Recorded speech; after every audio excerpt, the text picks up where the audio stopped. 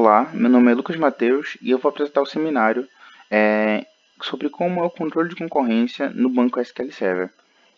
Primeiro a gente tem que determinar o que é o controle de concorrência. O controle de concorrência é quando, em um banco de dados, transações distintas tentam acessar a mesma informação com pelo menos uma delas interagindo com essa informação pelo comando write.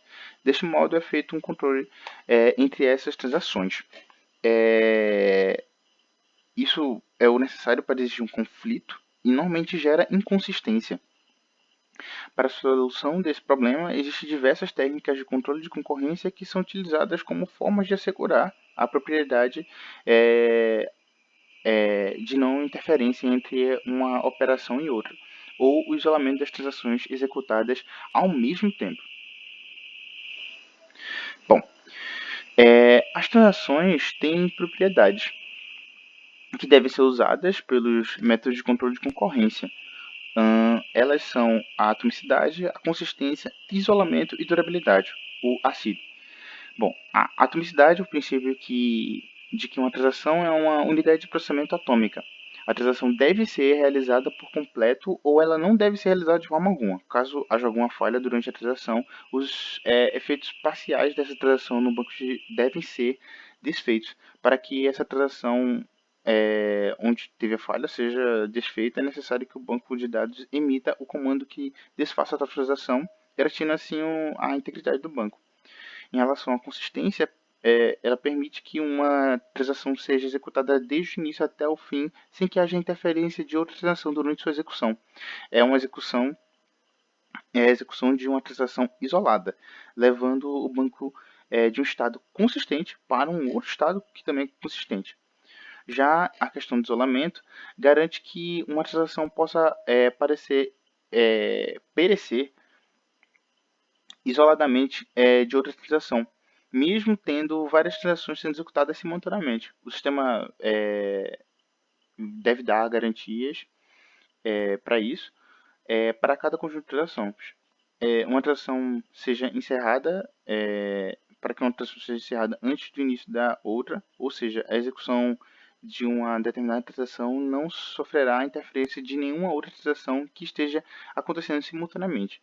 E por fim, a durabilidade ou permanência, que também pode ser chamada, é a garantia de que as mudanças que ocorrem no banco de dados ao término de uma transação que foi finalizada com sucesso persistam no banco, ou seja, após uma operação com êxito ser encerrada, estes dados gravados devem consistir no banco de dados mesmo que ocorram quaisquer tipos de falhas no sistema.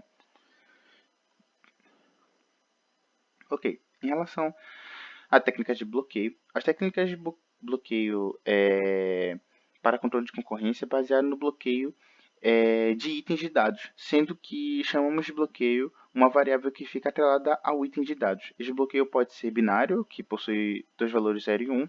Deste modo, o item de dados está bloqueado ou não está bloqueado, permitindo que o item de dados só esteja acessível para uma transação apenas se a variável não estiver bloqueada ou estiver com valor 0. São usadas duas operações para bloqueio: o binário, um é locked e 0 unlocked. Quando o item dos dados está sendo usado, o estado da variável é locked. Assim que a transação encerra a utilização do item, é emitida a operação unlocked, então o item já está disponível para outra transação. Existem dois tipos de bloqueio: o bloqueio compartilhado e o bloqueio exclusivo. O bloqueio compartilhado consiste quando uma transação recebe esse tipo de bloqueio e a instrução é de leitura, então mais de uma transação poderá acessar o mesmo dado. Se a instrução for de gravação, então ela não poderá participar de um bloqueio compartilhado. É permitido que várias transações acessem um mesmo item, se todas elas acessarem esse item apenas para fins de leitura.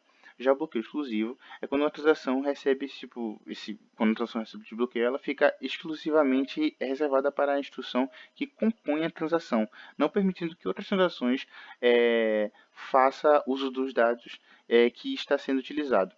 Desse jeito, um item bloqueado para gravação é chamado de bloqueado exclusivo, pois uma única transação mantém o bloqueio do item. Bom, Em relação aos graus de isolamento, o SQL implementa protocolos de controle de concorrência usando bloqueio. Isso a gente já tinha visto antes. O protocolo utilizado pode ser configurado pelo usuário de acordo com sua necessidade. O usuário pode, por exemplo, indicar um grau de isolamento desejado entre as transações. E daí, os graus de isolamento disponíveis na SQL Server são o Serializable, Repeated Table Read, Read Committed e o Read Uncommitted. O Serializable só permite que escalas serializáveis sejam executadas. Bloqueia os dados até o fim da transação, impede a inserção de novas tuplas na tabela em uso. É um modo mais restritivo e o que resulta em menor concorrência. O Repeat Table Read bloqueia os dados até o fim da transação, garantindo que os valores dos dados acessados não serão modificados por outras transações, mas permite a inserção de novas tuplas na tabela, podendo originar até tuplas fantasmas. Já o Read Committed os bloqueios são usados durante o acesso ao dado. Com isso, os valores dos dados acessados podem ser modificados por outras transações e podem surgir tuplas fantasmas, o que ele é uma opção default do SQL Server. Por fim, tem o Read Uncommitted, que são usados bloqueios, podendo resultar em leituras de dados sendo escritos, que é o Dirty Read. Valores dos dados acessados podem mudar durante a transação e todas podem ser inseridas ou removidas durante a transação. É o modo menos restritivo, que resulta em maior concorrência, mas que deve ser usado somente quando não se tem nenhum compromisso com as consistências do resultado. Os bloqueios é possível indicar ao SQL Server como eles devem ser efetuados bloqueios referentes a um comando SQL Server, passando dicas, entre aspas. O SQL Server deve permitir também que o usuário configure o tempo máximo que uma transação pode ficar bloqueada, esperando para o acesso de um dado, o timeout. Bom, por fim, eu vou falar um pouco sobre a recuperação de deadlock e a recuperação de transações. O protocolo de bloqueio usado pela SQL Server não impede que ocorram deadlocks.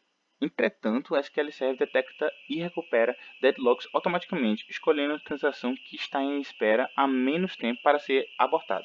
O usuário pode modificar a forma como o SQL Server escolhe a transação a ser abortada, atribuindo propriedades à transação. Prioridades são usadas para definir a transação que será abortada caso ocorra um deadlock.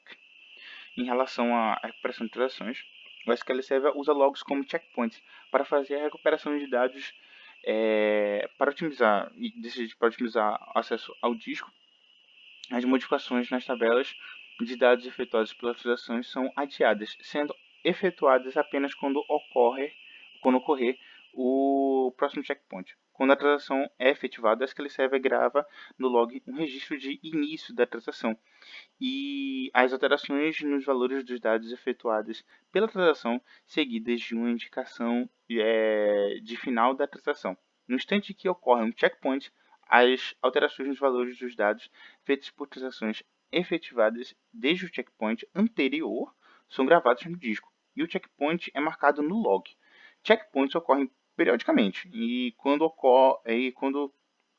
os comandos alter database, checkpoint e shutdown são chamados. Em casos de falha, a base de dados é recuperada, refazendo as transações efetivadas logo após o último checkpoint, ignorando as alterações registradas no log referente às transações não feitas. Esse procedimento mantém a consistência do banco de dados. É isso.